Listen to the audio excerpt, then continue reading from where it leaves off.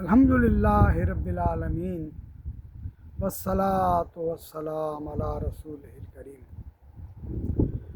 قرآن کے مطالعے کے دوران یا اللہ ہمیں توفیق دے تھوڑا سا جسے ہم تدبر کرتے ہیں، میں میری بساط کیا جو قرآن پر تدبر کر سکوں، مگر جو کچھ بھی بزرگوں کے سامنے بیٹھ کر سنا پڑھا، ایمان لانے کے بعد عمل صالح، اللہ پر ایمان، اس کے رسول پر ایمان، اس کے بعد عمل صالح۔ اللہ کے یہاں انہی چیز کا مقام ہے، اسی چیز کا درجہ ہے، اسی چیز پر نجات ہے۔ اس کے علاوہ کسی اور رشتے سے، کسی اور تعلق سے میری نجات نہیں ہو سکے گی۔ اللہ کے ہاں میں یہ نہیں کہہ سکوں گا کہ میرے رب بس کلمہ پڑھنے کے بعد تو میں یہ رشتہ لایا ہوں نا، میرا ایک رشتے سے کوئی تعلق تھا۔ اللہ کہے گا قرآن میں نے بھیجا تھا، پڑھا یا نہیں؟ ہم میں سے کتنے شخص ہیں جو کہہ سکیں گے کہ میرے رب پڑھا تھا؟ اور پڑھا تھا تو اللہ کہے گا کبھی غور کیا تو نے؟ کبھی ابراہیم علیہ السلام پر غور کیا رشتہ تھا اس کا؟ جب میں نے اسے کہا، اللہ کہتا ہے میں نے اسے کہا قال لہ رب واسلم قال اسلمت لرب العالمین، اے ابراہیم مسلمان بن جا، تو اس نے ابراہیم نے کہا کہ میں رب العالمین کا مسلمان بن گیا۔ ساری قوم اس کی مخالف تھی، اس کا باپ اس کا مخالف تھا، پوری قوم کی مخالفت اور اس کے باپ کی مخالفت کوئی نقصان نہیں دے سکی اسے، کامیاب ترین بندہ بن گیا وہ علیہ السلام۔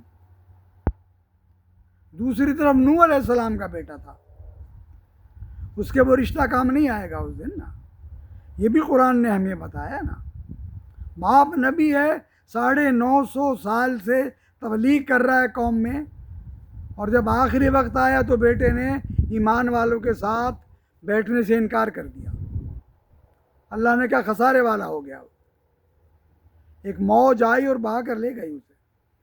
باپ کا نبی ہونا کوئی فائدہ نہیں دے سکا اسے۔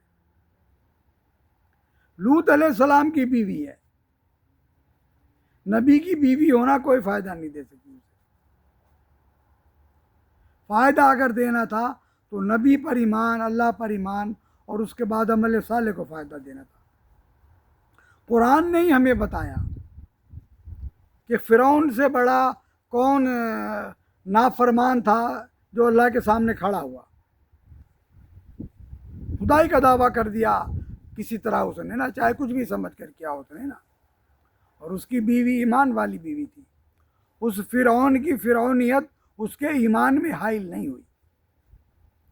یہی بات ہے، یہی وہ پیغام ہے جو اللہ دینا چاہتا ہے مجھے اور آپ کو، میرے بھائیوں اور عزیزوں، کہ دنیا کے سارے جھوٹے ہیں۔ آپ اور میں کسی بھی نامور سے نامور دیندار کی اولاد کیوں نہ ہو، کسی کا بھی ہم نے دامن کیوں نہیں تھاما ہوا ہو، میرے پاس میرے اعمال کی ٹوکری میں اگر اللہ کے ایمان کے بعد نیک عمل نہیں ہوں گے تو میری ٹوکری خالی ہوگی۔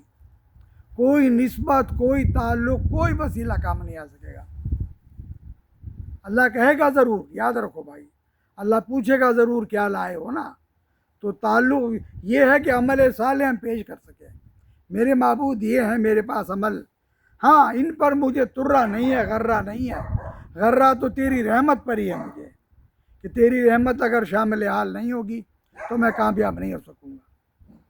میرے بھائیوں، یہی قرآن کا درس ہے، یہی پیغام ہے جو میں اپنے آپ کو دہراتا ہوں، اپنے گھر والوں کے سامنے کہتا ہوں، آپ کے سامنے دہرا رہا ہوں۔ کامیابی اللہ پر ایمان کے بعد اس کے رسول علیہ السلام کے اسوہ حسنہ پر ہے۔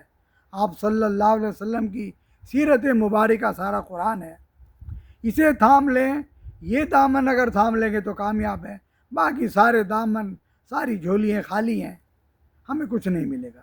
میرا رب ہمیں توفیق دے کہ اپنے رب پر ایمان ہمارا ایمان ہو، توکل ہو، اللہ کے رسول پر ہمارا ایمان ایسا ایمان ہو کہ ہماری زندگی اس عمل سے ہمیں بھری ہوئی نظر آئے۔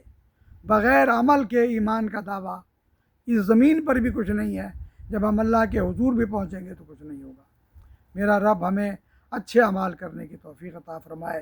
سنت محمد علیہ الصلوۃ والسلام پر عمل کرنے کی توفیق عطا فرمائے۔